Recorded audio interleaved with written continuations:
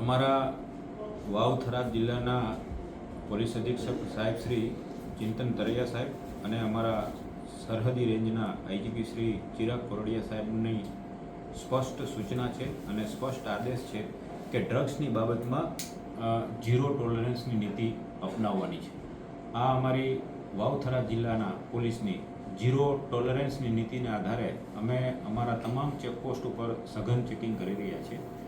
આ ચેકિંગ દરમિયાન આજરોજ અમને વાતળાવ ચેકપોસ્ટ જે અમારી ભારતમાળા રોડ ઉપર આવેલ છે ત્યાં અમને વાહન ચેકિંગમાં હતા તે દરમિયાન એક પિકઅપ ડાલુ જે રાપરનો વતની છે આરોપી એનું આવતા એણે ચોરખાનું બનાવેલું હતું. એ ખાનામાં તપાસ કરતાં અમે એની પાસેથી 39 કિલો 750 ગ્રામ જે ડોડા કહેવાય છે પોસ્ટ ડોડા એનો જથ્થો મળી આવ્યો છે. આ જથ્થો જે સરકારી નિયમો અનુસાર 1,19,250 રૂપિયાનો થાય છે. તેની પાસેથી મોબાઈલ પણ પોલીસે કબજે લઈ લીધેલ છે અને પિકઅપ ડાલાની કિંમત 1 લાખ ગણી કુલ 2,24,250નો અમે મુદ્દામાલ કબજે કરેલ છે. અને આરોપીનું નામ કાનાજી વજાજી ઝાલા રહેવાસી રાપરનો છે. તેના વિરુદ્ધ આજે અમે રિમાન્ડની પણ માંગણી કરવાના છીએ. આ જથ્થો કેવી રીતે લઈ આવ્યો, કોને સોંપવાના હતા, વેચવાનો હતો, એ દિશામાં પણ પોલીસ તપાસ કરી રહી છે.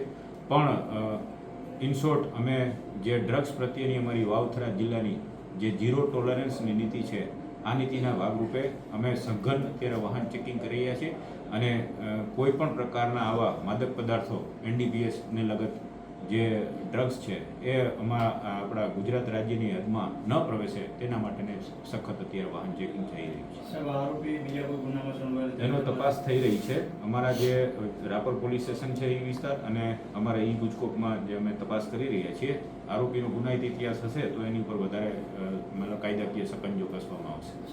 આના સિવાય કોઈ બીજા ઈસમોની સાથે સંકળાયેલા ખરા? આની સાથે એ જ તપાસ થઈ રહી છે. આની સાથે જેટલા ઈસમો સંકળાયેલા હશે એની વિરુદ્ધ પણ કાયદેસર પગલાં લેવા. ડાલામાં સાહેબ એક જણ જ હતું કે અન્ય કોઈ સાથી હતા? ડાલામાં એક જ જણ હતો અને જે અમે પકડી લીધેલ છે.